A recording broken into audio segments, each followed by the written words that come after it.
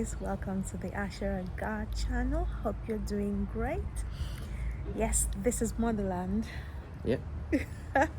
And we're really doing great. Just chilling out on this Sunday afternoon. Yes. And we're looking forward to making Africa home again.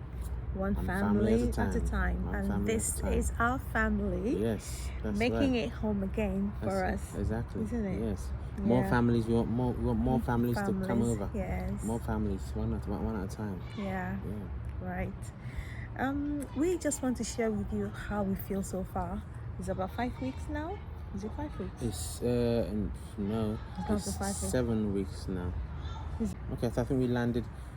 Yes, I think it's about 7 weeks now. Actually, 7 weeks. Yeah. Yes. So far, we want to share with you how we're feeling about the whole thing. Yeah, because we just want to, know how you're doing it at every step, isn't it? Exactly. Yeah, I like to ask a lot of questions. I like to ask Kay. Yeah, and I ask you as well. Tell me. You're not just the interviewer, interviewee as well. Asking questions. How do I feel? Yeah, so far, yeah. Yes, so far I feel good. I feel good about the whole move. Work is going smooth, which is great. I'm very happy to have come back. There are blessings in the land. I believe there are blessings in the land. Jehovah, is calling us to this land for a reason. There are blessings. We're already seeing the blessings already. Yes, we are. In multiple opportunities that we are seeing ourselves. Besides what we know, the weather is great. Yes, we've got a little bit darker, but who cares? I love it. Absolutely love it. Love the heat. You love the heat. Love the heat now. Yeah, I love the heat apart from when you need to go to bed.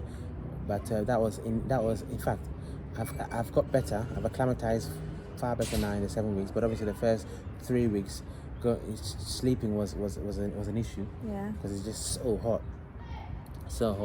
But I go to the gym regularly now, which is great. There's one about 10 minutes away from us, which is a nice gym. I mean, you've joined as well. You like it, don't you? Yeah.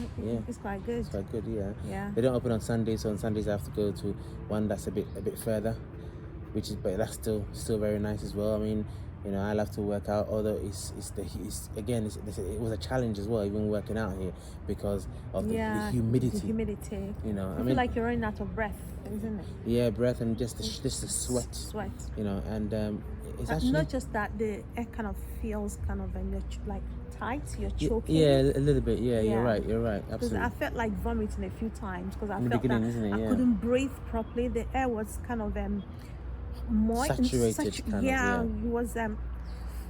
It wasn't like free. Wasn't flowing, free flowing for you, for me. I felt like something in the air was about to choke me. I don't know how to explain that, but that was how I felt. Exactly, yeah. But we're better now. Yes, we are better now. Definitely, fully, 90% acclimatized now for sure. Yeah. And it feels good. Do you remember we left in the spring of England? Yeah. What do you mean spring of England? It was in the spring that we left. Do you live in the spring? Oh yeah, of course. Sorry, spring. You're right. Yeah. So when in England, spring. Sometimes when you expect summer, it's spring. Sometimes when you expect spring, it's summer. So it's like Sorry, now I'm with you now. Yes, we did live in the spring, didn't we? Yeah. Yeah. Are you home now? Are you here? Yeah, I'm here. Oh, okay. Yeah. Just making sure. Yeah. What I experienced here, one of the things I experienced here at the early stages is that people are very friendly and very willing to help, and you're not quickly judged. You're just free to do whatever you like. Interesting. Yes. So give me an example of where you felt people were eager to help and were warm to you. Give us some example. Right. When we met the doctor. Oh yeah. I had a conversation with her, and then we talked about a few things.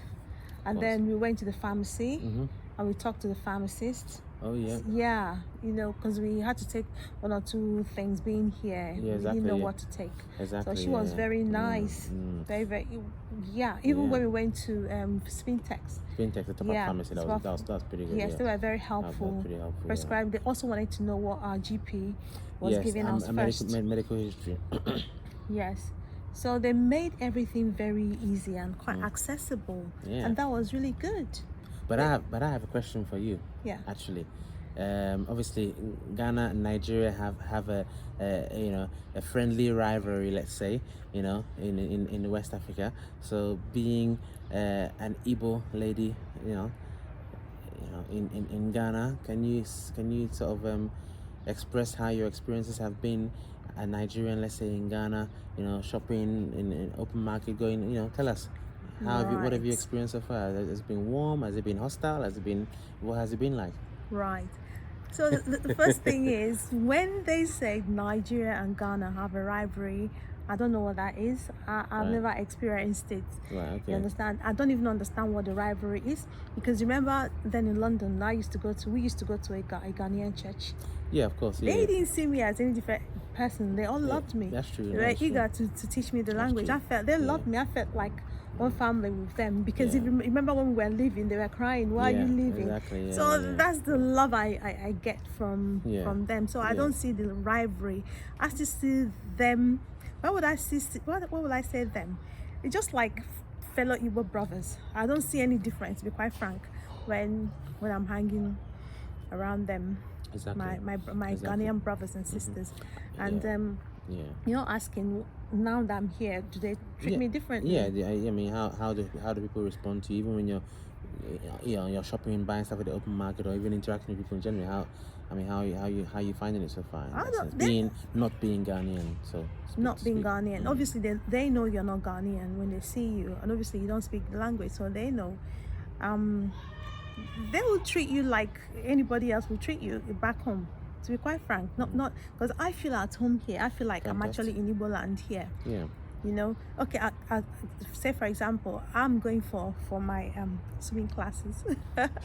So the guy that's meant to train me, I said to him that I didn't have what's it called, my swimming cap, because I didn't have one, and my the lady that did my hair said I shouldn't let it touch water for a period of time, or let water get into it for a period of time, and I couldn't get a hairnet swimming cap, and that means I wouldn't be able to learn until I get one. I don't know how to get. I have to travel to where. It's a lot of stress. Probably get it online, but we're new to it. So. Yeah, and I'm about to start my classes tomorrow.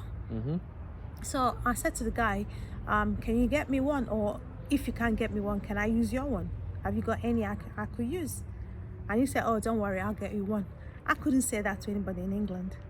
To my trainer, can I borrow your net, your cap? I could say that here. I could say that too. That's what I'll say to an Igbo person. It's what I'll say to a brother. So I feel that we're family. That's how I feel. You know what I mean? Yeah. I would not even think of telling my swimming instructor in England, can you get me your cap? Can I use your cap? I would never say that. But I just said it here, like I would say to anybody in Igbo land, and they got like, oh, don't worry, I'll get it. We're all family. You see, that's what I'm telling you. But yeah, we're all one. It's true. But now you just mentioned something about your hair right now. So obviously you've changed your hairstyle. So what is that hairstyle? Tell the guys, what is that hairstyle? I mean, why do I have to say my hairstyle? Because you did this in Ghana. What was your experience? This is the first time you've been to a salon in Ghana compared to the UK. How are you treated, and why did you go for this sort of sister lock style? Yeah, so this is not a permanent sister lock. Now you know sister lock. So this is one I can take off. It's actually called sister locks. Yeah, the lady was very nice, very professional. Because when I called her, someone recommended her. Actually, I hadn't met her, so I asked her if I could come and do my hair. She was quite happy with that.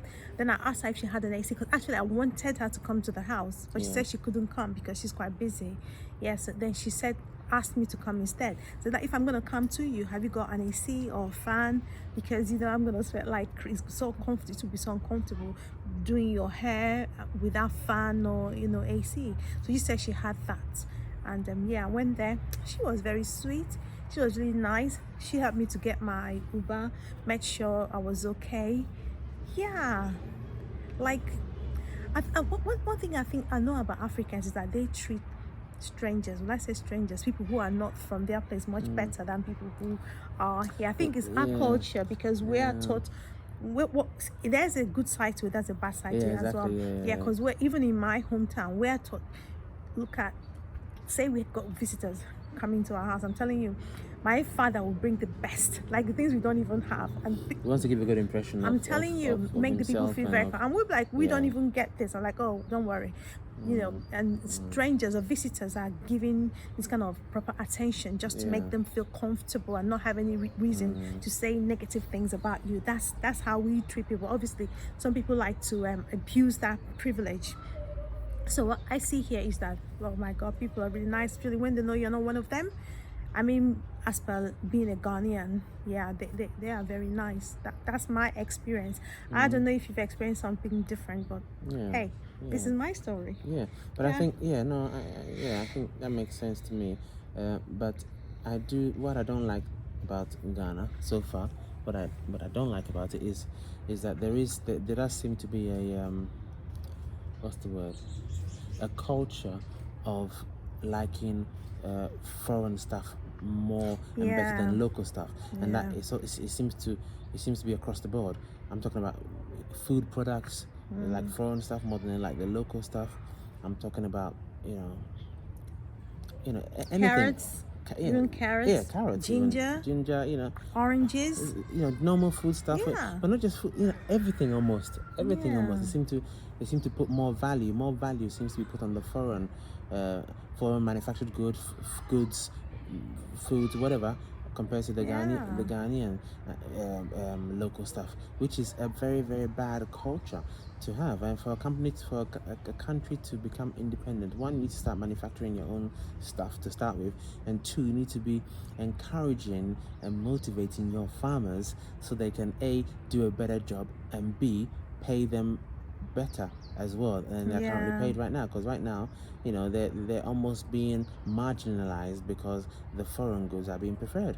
I know. And that is a problem for me. I'm praying to Jehovah that will change. And I believe that definitely that will change at some point. Don't know how long it will take, but it definitely will change, and it needs to change, because no country can be successful if it values foreign goods, or let's say foreign people, let's say, over its own people.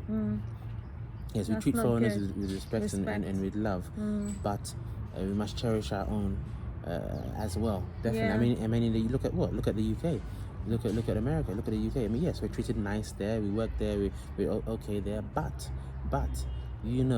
there are still levels. There are still levels to this thing.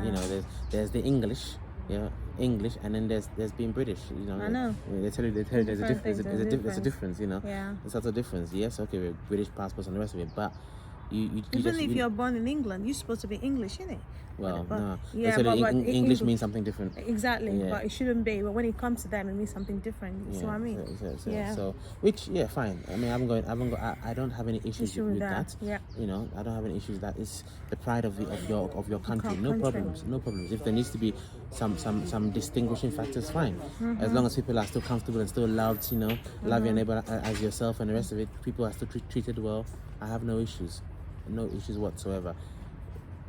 But it shouldn't be the reverse, where the locals are on a lower level to foreigners coming in terms of treatment or the products or the foods. But I think I don't think it's just a problem in Ghana. It could be a problem in other places of Africa all over Africa, really.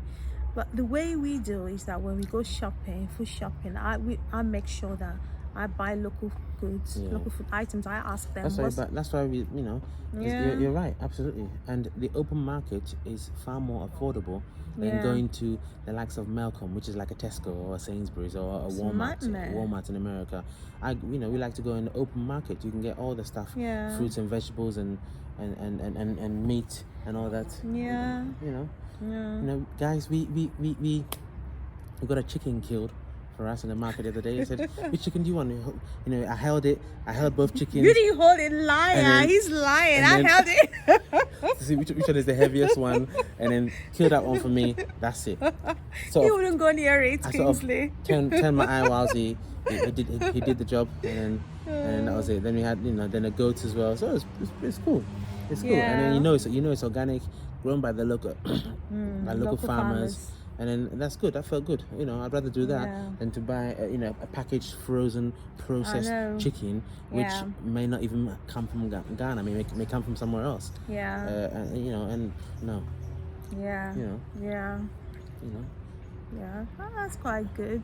So we we talked about. Kate talked about. Now we asked them because they have all that. They tell you this is foreign, this is imported, this is local, and we're like, I want local, and they understand that local is actually good, but it's trying to make their people understand that they should buy local rather than buy foreign. But we're running away from foreign goods, foreign food, thinking of coming back to the motherland, to get our the organic food grown on the African soil, which is rich in nutrients and everything. That is what I feel that people here should appreciate. But I don't know how they can get to appreciate that, because you don't know what you have until you lose it. I mean, you've lost almost everything already, if not for the Most High, So I don't know how I can get people to start loving only Jehovah can change their land themselves. But the part we can play is by buying organic foods, local foods. That way we help. We're helping the farmers, and it's healthier for us as well. So stop healthy. I buy organic foods and cook them on the gas as well, and try and minimize or avoid the microwave as much as possible. That's another thing. But okay, more things that I like about Ghana. I think we'll do a separate video of the list of things that we like and we don't like. But for now, another thing I like about Ghana, because I haven't been to Ghana since 2013, guys. So this is my second visit since 2013, which is a permanent visit now. Is the improvement in the transportation. I tell you, the Ubers and the Bolts are very, very, very reliable. Yes, they are. And that is absolutely awesome. Absolutely, because I don't think I'm going to drive anytime soon. I'll do a separate video on the driving, because the driving takes another level of courage completely. Yeah. And but the Ubers and Bolts are very reliable.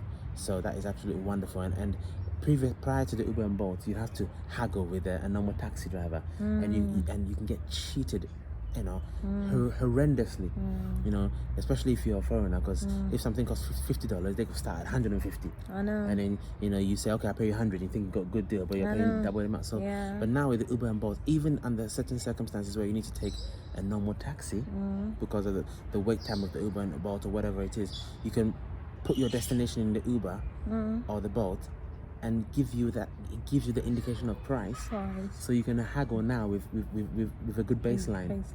And even if you have to pay another 10 cedis to the taxi driver, it's fine. But it's not you're not getting ripped off. Yeah. And sometimes it's understandable that those taxi drivers will charge a little bit more, because they are not guaranteed to get a service to take them back. Because the Uber is guaranteed, you get pinged them all over the place, but they're not necessarily guaranteed, so they may come back empty. So I do get it. So but the Uber and the Bolts have definitely revolutionized, if that's the right word, the Ghana transportation system. Come right to your home. Even if it's a dirt road, they're able to make their way as close as possible, and that's awesome. I like it. What about the lights? The lights off, lights on.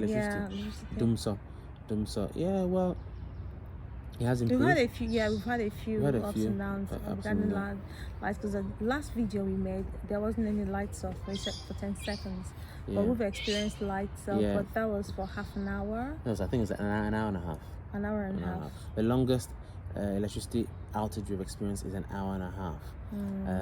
The good thing about it, where we are building our home, the electricity is quite stable there as well, which is great. They said the lights went out for about 10 minutes or so and came back again. Since then? So that's pretty good. That's another blessing from Jehovah.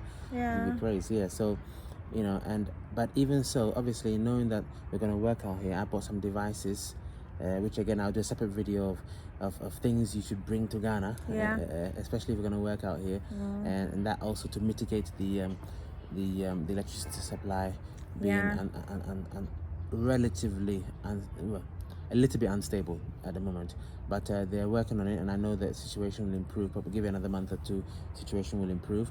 But to put it into perspective, it isn't that bad.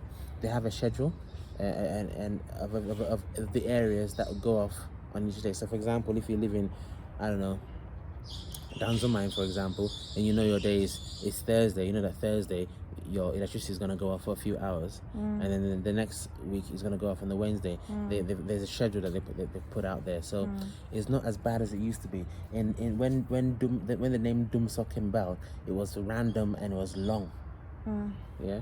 So that's it really. So yeah, that's good. But for the heat, I've kind of enjoyed this place. I'm enjoying it really. Yeah.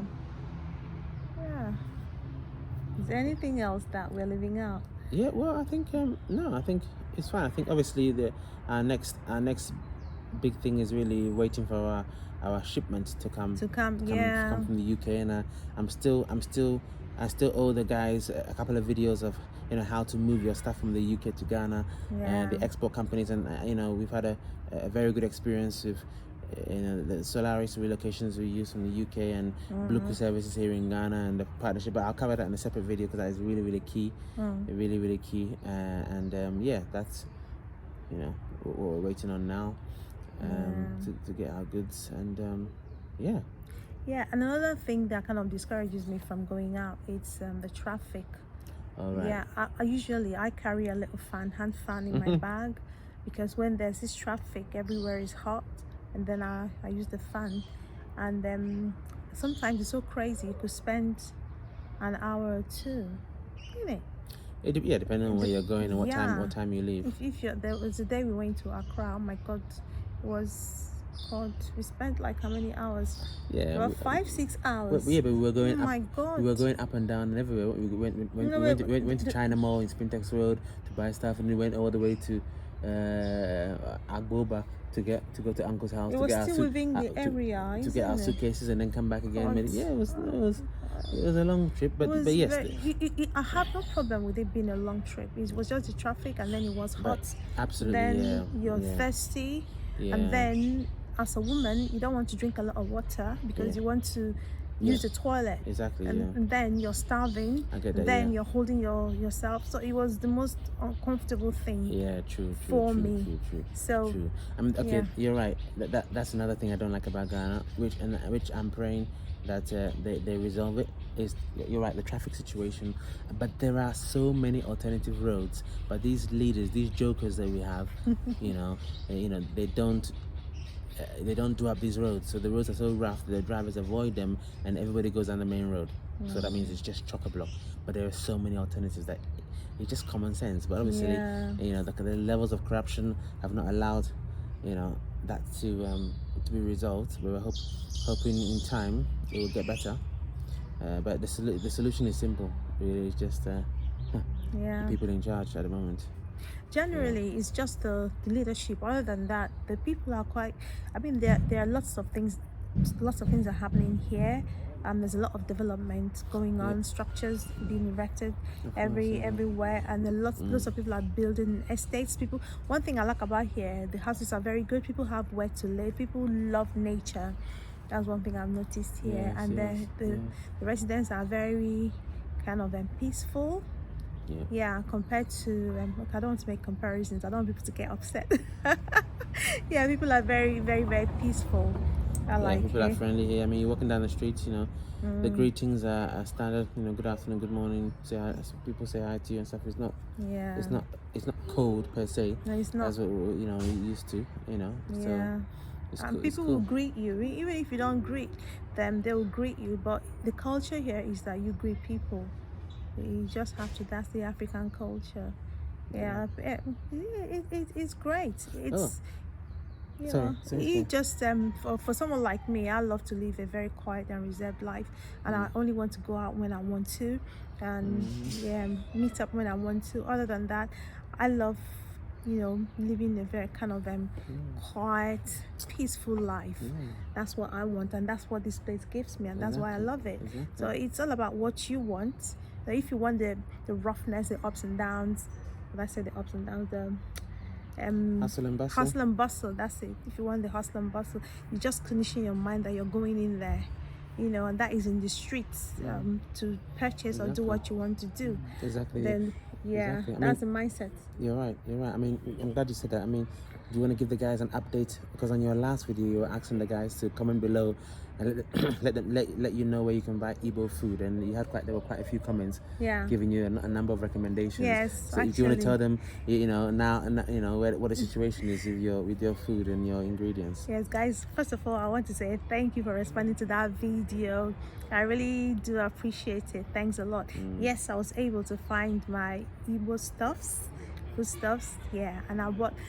The guy thought I was mad because I was going to buy like almost of vegetables. Oh my god! Because I didn't want to go back so soon. When you think about the traffic, think about the distance, you don't want to go back. Yeah, so I bought pretty much everything I wanted. We want to thank the people who recommended Medina Market. So it seems quite a number of people recommended Medina Market. Yes, it seems we that it's number one spot, and that's where we found the stuff. So Yes. I mean, it wasn't in abundance, but we had to ask somebody and thank Yehovah. We actually found an Igbo lady who has a shop there. So that was great. She had a great connection, and she said, "Go here, go here, go here." Yes, you have to walk around the place, walk around the muddy roads. Yes, a bit, but it rained around that time, and then our shoes were just messed up.